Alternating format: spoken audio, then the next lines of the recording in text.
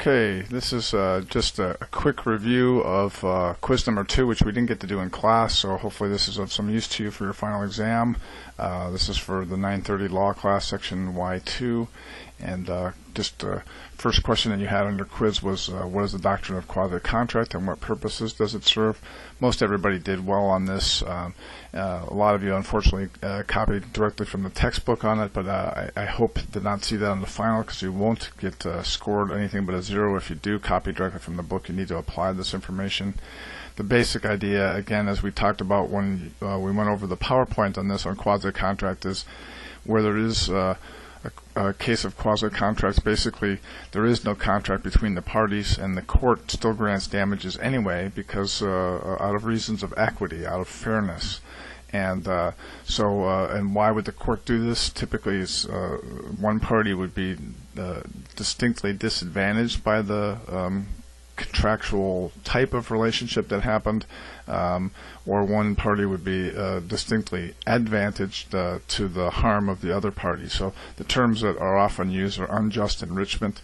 One party is unjustly enriched by someone else's work, and in the other case it could be detrimental reliance, where someone relies on the promise of a party to be in what seems to be a contract. They rely on that promise, and they do that to their own harm or their own detriment. So that's the best answer on number 1. Number 2, you had a situation in essentially in a bank where the teller who works behind the counter is discovered to have been taking money out of her cash drawer, and the manager finds out about this, and rather than reporting it, joins in and gets involved in it. So the two essentially help cover for this taking of money from their employer, and they take a lot of money, $200,000.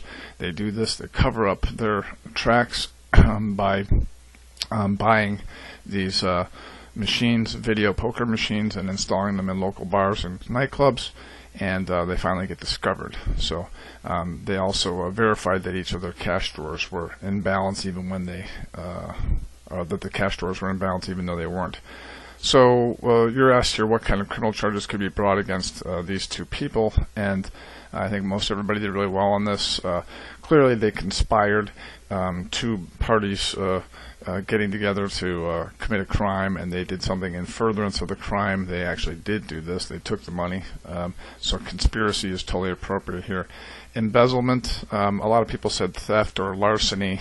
Theft is stealing from someone, that's true, but this is stealing from your own employer. So embezzlement would be more appropriate than simple theft. Fraud, they basically covered for each other by saying that their cash drawers were balanced when they weren't, so they deceived, purposefully deceived the employer, so that's criminal fraud. And then they covered up for their illegal actions by trying to buy these machines and make it look like everything was legal with what they were doing there, and that's money laundering. So that's basically, you could have listed those several crimes and how you would have derived each of those based on the elements that are there. The extra credit, under the blank, certain contracts must be in writing and signed by the party against whom enforcement is sought.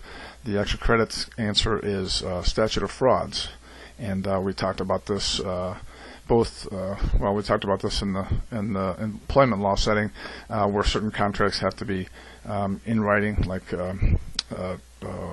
real property agreements when people are buying land, or agreements that are lasting over a year in length. Those have to be in writing. So Statute of Frauds is the correct answer for the extra credit. And they give some partial credit. I think some people mentioned the UCC, Uniform Commercial Code, is talking about writings that have to be made, so maybe they give some partial credit for that. Your essay essentially dealt with a company that had an explosion that took place. They didn't have anybody on site when this fire or explosion took place, and it released a bunch of chlorine gas, which is very toxic.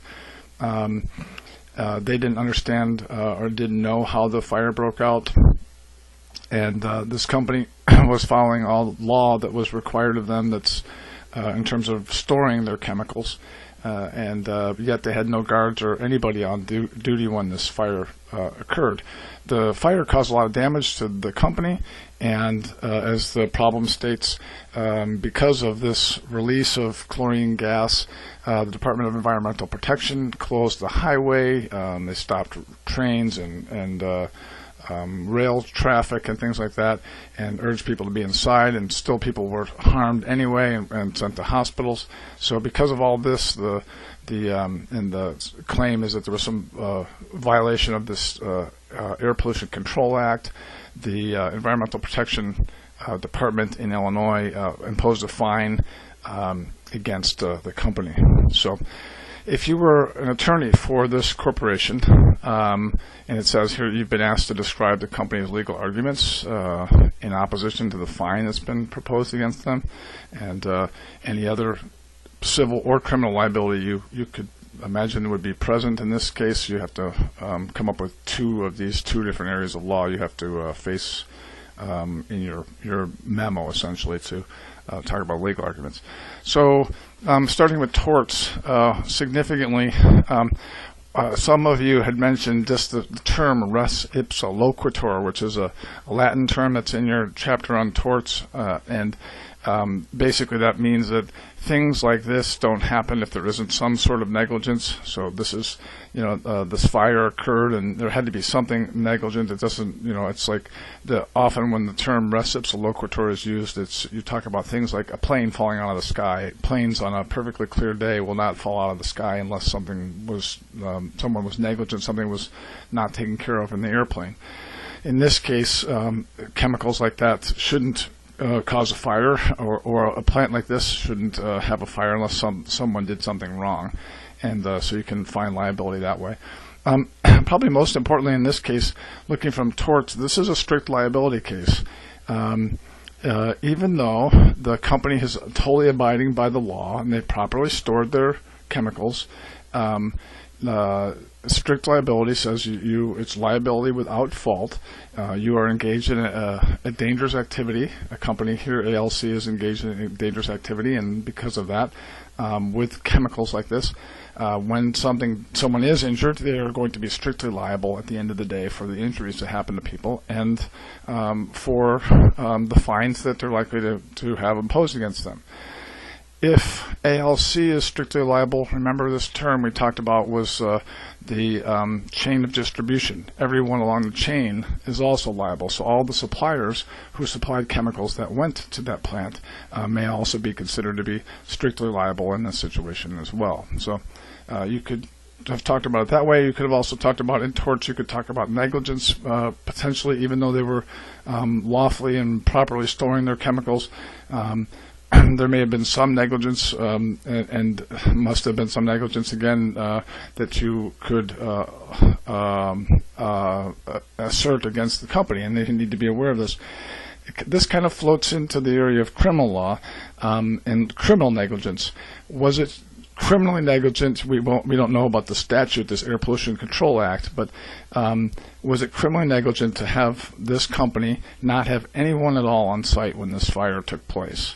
Should there be someone always there when you have these dangerous chemicals around? And according to the statute, we don't know, but criminal negligence could be applied here.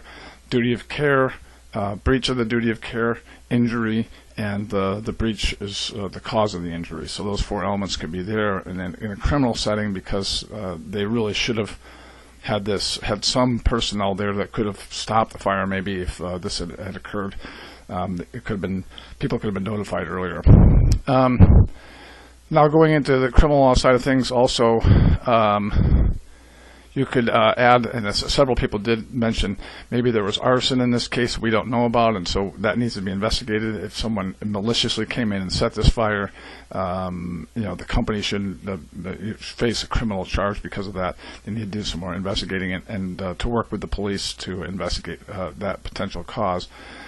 The flip side of this could be maybe they knew about this and there was some conspiracy to cover this up. Maybe the company could be charged with conspiracy if anyone could be found to have known about this fire and maybe covering up the amount of chlorine gas that went out.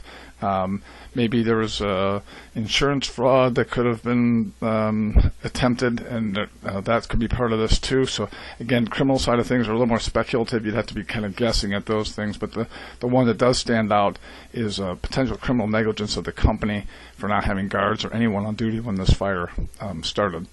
And then your last part is contracts, and under contract law, you might argue that again, the supplier should be liable. Potentially, maybe the suppliers in a supplier agreement, they are responsible for the types of chemicals that were delivered, and maybe there's something wrong with those.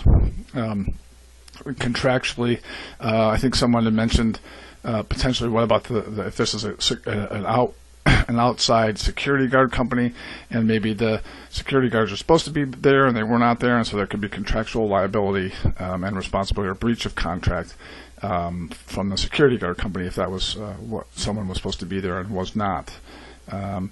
So the contractual side of things are a little bit, again, more speculative in this case, but that's about it. And that's a summary for your quiz number 2, and I hope it's helpful for you for your final exam. Okay, thank you.